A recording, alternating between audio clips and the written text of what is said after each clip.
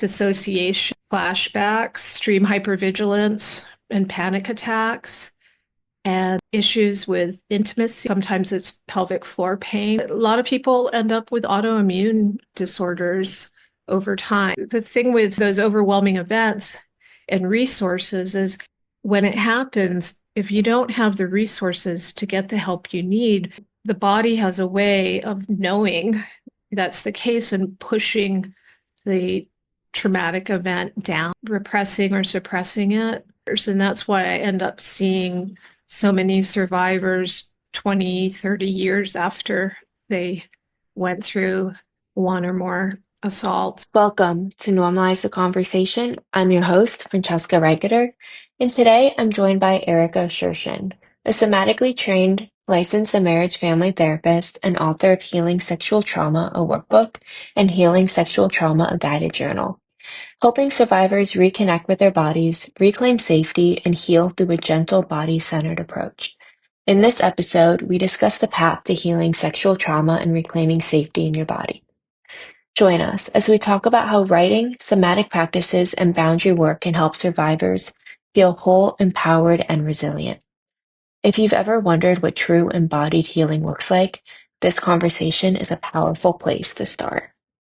Erika, thank you so much for joining me today. I'm very excited about our conversation because as a therapist trainee, this is something we're going to talk about healing from sexual trauma that I feel like I didn't get a lot of education and support around. So I'm really excited and grateful for the opportunity to talk to you and learn from you. But before we begin, I want to check in. How are you really? I'm doing well, thanks. Yeah, I'm really doing well. I'm happy to hear that because I'm just, again, really grateful for the chance to have this conversation with you.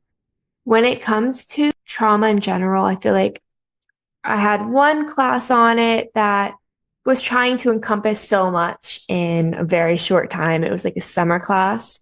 And then when it comes to kind of like anything to do with sex therapy, we had like 8 hours of training on a Saturday, and then that was it. So this wasn't something that was talked about. And it's something that is so common. It's scary that I don't have that training yet. And knowing that maybe I should be exploring more options on how to get it. Absolutely. And first of all, I want to say congratulations, Fran, on your graduation. That's an awesome accomplishment. And welcome to the profession. Yeah, it's very much lacking the amount of training on trauma and as well as sex therapy, which is a specialized field in itself. Trauma also, though, requires a lot of additional training beyond grad school. So it can be done in parallel with grad school, but it's really needed to treat trauma. It's so complex, the work. And so there's a lot of great modalities out there. I especially like the somatic-based modalities. They have a really good track record. So I think when people are looking for a therapist, it's important that they look on the website and see that they do have additional training in trauma work beyond their grad school degree. The grad schools are limited on what they can offer because they have to check a lot of boxes for the regulations. And unfortunately, they just don't get enough trauma training in there. One course is not going to do it. Yeah, absolutely. And I mean, I loved my school, loved my program, thought it was amazing. I do wish I had more, and it's really a shame that it's not part of like the regulations and requirements as well by the board. I feel like it should be. It's also such an individualized experience, right? The way we experience trauma is so different and unique to each of us. And how it appears, not just mentally, but also physically and in our bodies is so important, which is why that somatic work is so incredibly needed. Can you, first of all, explain maybe more about what trauma is and then also what somatic work is? Yeah, so trauma can be seen as overwhelm to your system. I'm also training in a wonderful modality called organic intelligence that considers trauma a lack of resources. So sort of, the flip side of the overwhelm. The overwhelm to the system happens, we call it trauma after the fact. And that's because two people might experience a similar, say, a natural disaster, and one might be traumatized by it and another might not. And that does have to do with what resources they have available to them in the moment. So, and in the aftermath. So the overwhelm happens, then we're left with trauma. It's the somatic element so important because when we experience that overwhelm, our brain doesn't process the event in the same way that we are processing the rest of the time. So if we're experiencing neutral or pleasant event, like, a part that we feel comfortable at and welcome at, we're going to record that in our brain like a movie. When we experience trauma, it's encoded differently, and we don't have that replay where it plays back like a movie. Instead, it's predominantly stored in our implicit memory, and our implicit memory is emotional and procedural.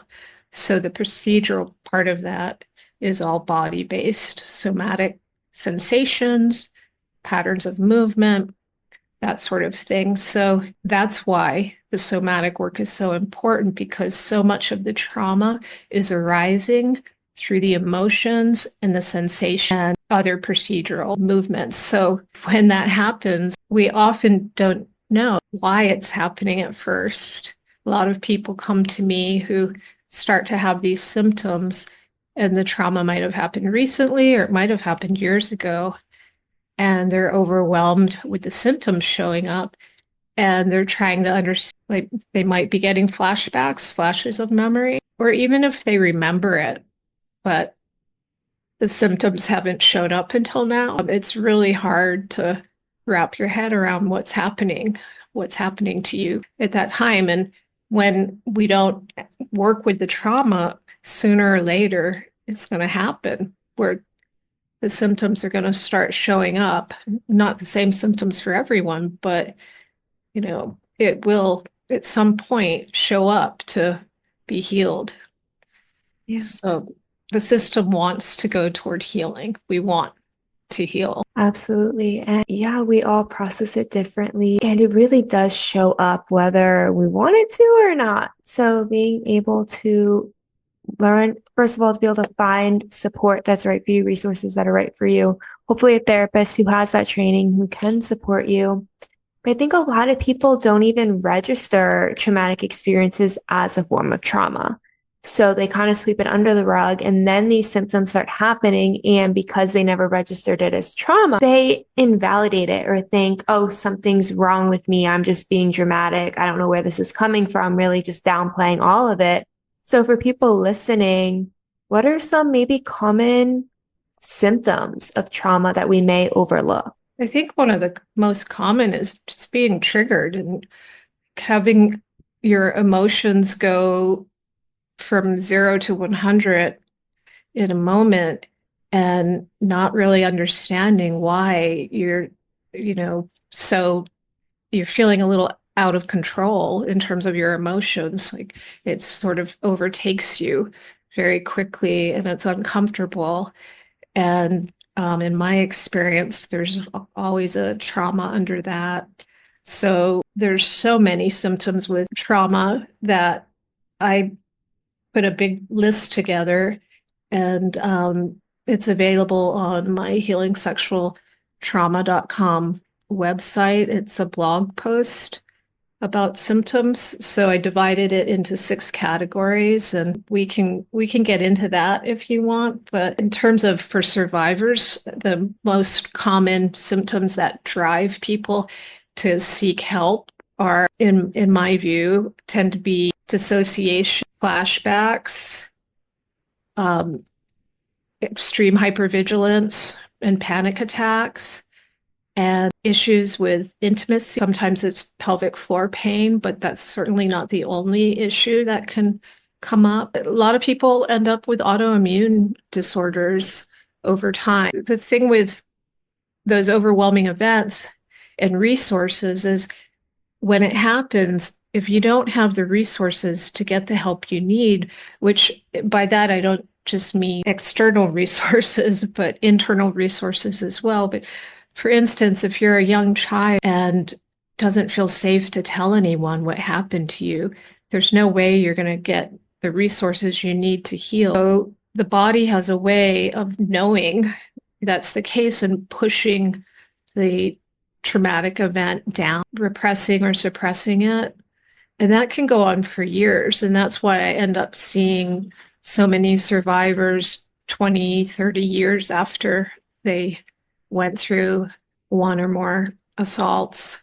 So, and that's why I said earlier, the symptoms are going to show up sooner or later, because what I see is when people have enough resources externally and internally to do the work of healing, the symptoms show up. So it doesn't necessarily feel like they have enough resources because it feels horrible when the symptoms start to show up, but their body is letting them know, like, it's time to do this work. The longer we go pushing it down, the more intense symptoms can develop.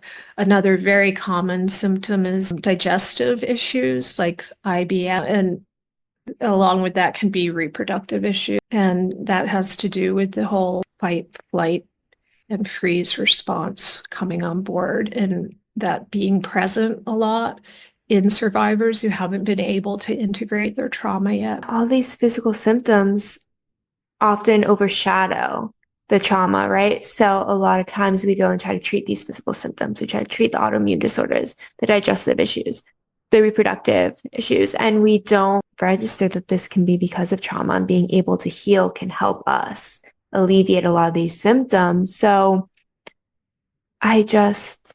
where do people begin if maybe they're listening and they're like, you know what, I am having these physical symptoms, but I have experienced, sexual trauma.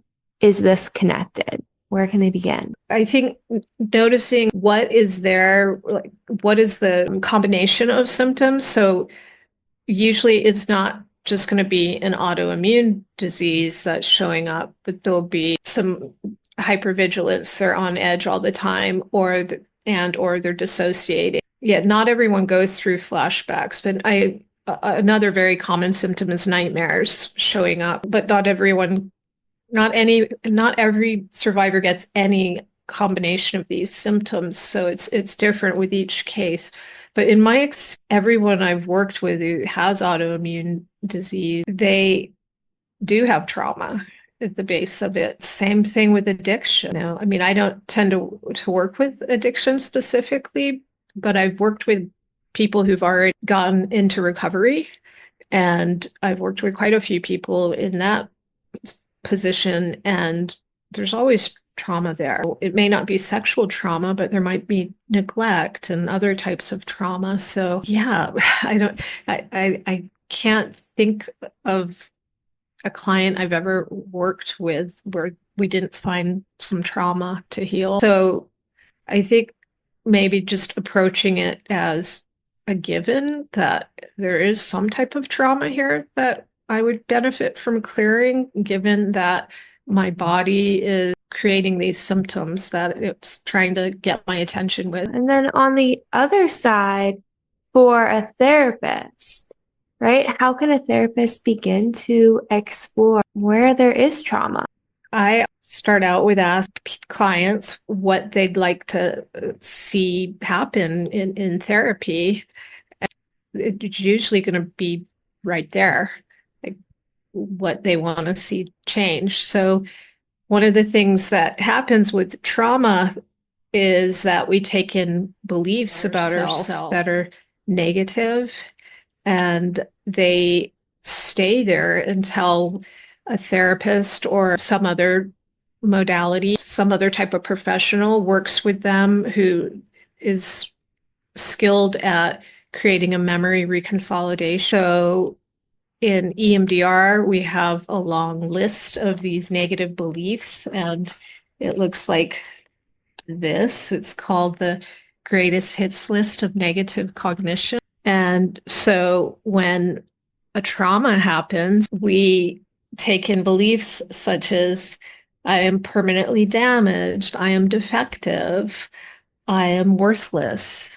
Um, or it could be something like I have done something wrong, or I cannot trust anyone. Often people coming in for therapy will hint at those negative beliefs in the very first session and why they're there. In my work, I believe three things are needed on the therapist's part to help the client heal.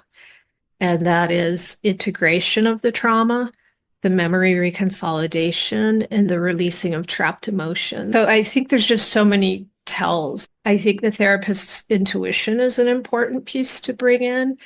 I definitely pick up on a lot that way about what someone's presenting with. And then I ask them, and because the client's the expert on themselves. So I want to run it by them, what I'm picking up on, and it's usually pretty spot on. At the same time, I don't ever pressure anyone to tell the trauma story. With some clients, it's better for them to start with something not as intense as, say, a sexual trauma.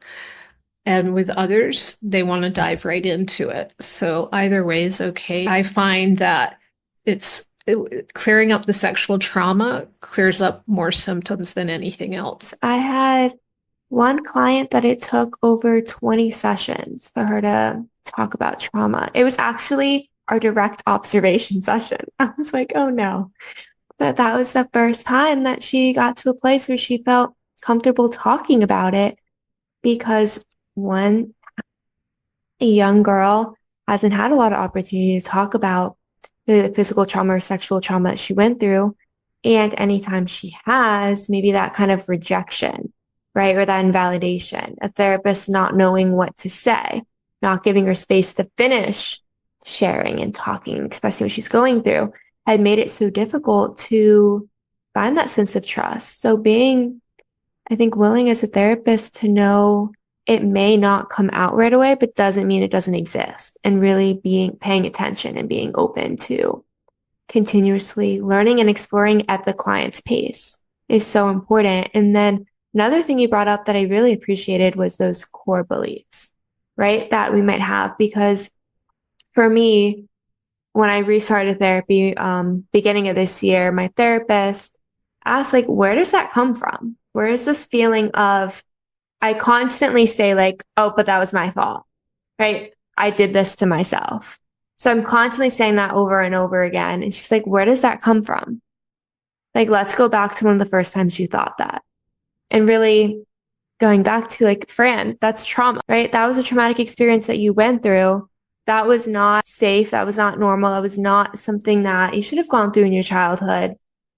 Are you comfortable talking about it? And that was the first time I registered it as something that I went through and not something that was my fault. Yeah, it's so important. It's just not easy to turn those beliefs around because they're so deep in our subconscious. And it's such an important piece of the work. And EMDR is really good because it takes care of two of those three things, the integration and the memory reconsolidation, which when you get what we call target, what we're working on, down to neutral, it's neutralized. So in other words, you're no longer going to get triggered when you think about it or you're reminded of it or you're talking about it. At the same time, this new memory will take the place of that negative belief organically. You'll just have this new belief that is a positive belief. And it's a beautiful thing. That I think really is life-changing for people to no longer have every time they get dysregulated, to no longer have that thought of I'm worthless or whatever else is coming up for them. It's sad that we take these things on and it starts as young as 15 months old when shame comes on in toddlers. If shame happens and there's no repair, then that little toddler is going to think I'm bad or I'm inadequate or I'm worthless. And if it keeps happening over and over again, that becomes a very strong belief and self-concept. And And changing that is so amazing. And then, it continues as we get older. Infants and toddlers, I think it's not until around 3 or 4 where a child can even grasp that one person can be both good and bad. So it's too overwhelming to think that a caregiver is bad because you're dependent on them for everything, for your survival. So rather than putting it out there on, oh, my parent or caregiver is bad, I'm bad, I must be bad. That's not as overwhelming to think as they're bad and how am I going to survive? And again, they can't grasp that they could be good and do something bad. And then as we get older, we start to, or we continue it because we feel this sense of control. If it's me who's bad, then I can do something about it. Right. But if everyone out there, if, I don't know who is bad, I'm limited in what I can do about it. So you can see why we take on these beliefs, but they really get embedded in us, and changing them is quite helpful. Yeah. Oh, that if I'm bad, right? That sense of control, then I can fix me. Yes. That's a big thing for me, right? Yeah. Always wanting to find that solution. If I can fix me, then everything will be okay. But And it work. it doesn't work. And I wish it worked. My life would be so much easier if it worked. Yeah. Because it's a flawed concept to begin with, right? Like, and you making yourself bad all the time is actually quite harmful to you. This is the lecture my therapist gives me every session. I'm like, one day I'll get it, I swear. Like, logically, I feel like I get it. Emotionally, not there yet. And it's so sad because then at least for me, I can say, I'll speak from my own experience, that it creates this sense of shame. And then I shouldn't talk about it. And then I internalize it. And it just fuels this cycle over and over again that something's wrong with me. Something's wrong with me. I need to fix me. And it's harming those relationships as well, where that trauma exists, because I always refer to myself as a masochist, which my therapist hates. But I'm like, I keep putting myself in these situations thinking it's going to change because I'm going to change me. And no matter how much I try to change myself, if I'm not accepting that the way that they're speaking to me or behaving toward me is not okay, then I'm just continuing this cycle and then feeling like this is my fault, and then going into this kind of place where I'm retreating and feeling all this shame. How did I let this happen to me? What is wrong with me, over and over again? And shame is one of the most painful emotions, if not the most painful emotion. And because of that, it's often buried under other emotions because it's so, so painful. What I see a lot is that quite a few survivors turn against themselves with these thoughts. And in that sense, they become their own perpetrator. They're hurting themselves over and over again. And they're giving themselves the message they got over and over again growing up, whether it was directly from a parent or from somewhere else. So when people think about that, usually they're, a little shocked to realize how much they've been hurting themselves and start to realize they don't want to hurt themselves that way. I spent so many years like preventing myself from being able to love myself, which feels so sad looking back at it now, how much I like beat myself up and convinced myself that I hated myself and kept going and going with that narrative. And to finally get to a point where it's like, okay, we can talk about it, right? I'm not too much for feeling this way. I'm overwhelmed. I'm feeling alone. I'm feeling hurt, but it's not on me, right? And what is on me is taking the time to give myself space, to give myself grace, and go to therapy and do the work outside of therapy, because that's where a lot of it happens. And that's one thing I really want to talk about is your journal and workbook, because I love like workbooks and worksheets and all that stuff outside of therapy, because that couple hours a week is so great. It really is. But a lot of the work is happening those 23 other hours of the day. So having a guide that can really help me explore more of what this means to me, right? How I'm experiencing it, going through it, creating those insights, and then being able to bring them into the therapy room is very, very helpful. I ask all of my clients to do eventually 5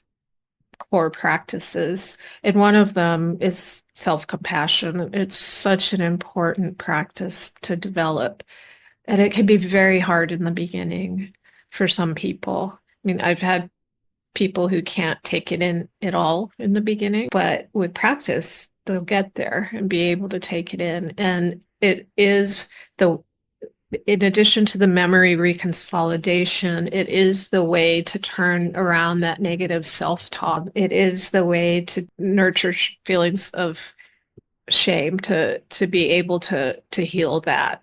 When we take shame in from someone else, I mean, when we take compassion in from others, it's just harder to take it in from others. We first and foremost have to be able to take it in from ourselves. So learning self-compassion is a requirement, in my view, to work with those negative beliefs and self-talk. It's really, I think, the only way to turn them around, to truly turn them around on a not just here, but your whole being. And it becomes very difficult to trust other people when they're being nice, right? And they're being kind. You're like, what's the motive here? Why are they being nice to me? That's a big one that I that comes up for me a lot, right? And it's like when I can't offer any compassion to myself, I'm convinced that I don't deserve it. So then anytime someone is nice to me, I'm like, why are they being nice to me? And it's very difficult. Or I crave that kind of like validation and kindness from others and never give it to myself, and just I feed off of it. And then when it's not there, I like spiral. Most people are much better at giving it to others. So, some of the best practices for self-compassion start with thinking of what you would say to someone you love and then giving that to yourself. A lot of people have struggled with taking it in because somatically they've learned since the time they were very young to constrict around their heart. If a baby, the only thing it can do to protect or try to protect itself is constrict its muscles. Refuse food is one way it can have power. So those things don't really protect the baby, but it's what choice do they have? Nothing else they can do. So we can learn that from the time we're an infant to constrict around our heart center. And there's a term called heart wall or shield, and it really feels like we develop a shield around our heart if that's a pattern that we've gotten used to doing. And of course, we're not consciously thinking, I want to create a wall around my heart, but that wall, it makes it hard to receive compassion from ourselves or from anyone else. So we can be giving compassion, but we're having a really hard time receiving it. So with practice, that will start to crack or dissolve, however you want to think of it. But a lot of people actually do get an image at some point of that wall around their heart who've been doing that pattern. It's quite common. So that's part of why it can be really hard to take in at first. So again, it goes back to like it's in the body too. It's not just your thoughts that we're working on here. That's why the somatic work is so, so important. It's really heartbreaking how hard it is to give ourselves that compassion. And I know it's really difficult when you get to that awareness of like, I am so good at giving compassion to other people. I go out of my way to help people all the time. Why can't I just say one kind thing to myself? And that's something I know personally I've been working on and challenging a lot is like, what's one nice thing I like about myself? And when I can't come up with anything, I actually text my friends and I'm like, okay, what's one reason that you love me? Like, what's one nice thing you can say to me? Like, what are 3 words you can use to describe me? And thankfully, they're all used to me sending them those texts and they respond so like quickly and nicely, and they realize how much it helps me. But when I can't think of it myself, getting it from other people and then saying it to myself and trying to see why they see me that way. And kind of forcing myself to give myself that compassion has been very, very helpful. That's a great practice to hear why others love you or what qualities they like in you. And also what I mentioned earlier, just thinking if a friend came to me feeling what I'm feeling right now, what would I say to them? What kind words would I give them? How would I be kind? And to bring touch into it. So it doesn't have to be on the heart center, but some type of touch, which is going to feel calming to your nervous system.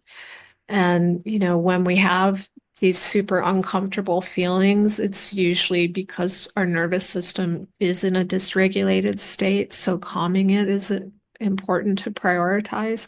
So bringing in the touch and the kind words that you would say to someone else can be really helpful as well. If you're so good at giving it to others, being able to kind of reframe it if a friend asked me, like, what would I say, is so powerful. And being able to create that calming touch for your body, that's so powerful. There was someone taught me to just do this. And I'm not one to physical touch. I'm very much I feels like my skin is crawling when someone touches me without me initiating it. So learning to just kind of create that calmness for myself and that sense of safety and almost a hug has been so helpful in finding what works for you and knowing that it might be different for you than it is for other people, and that's okay.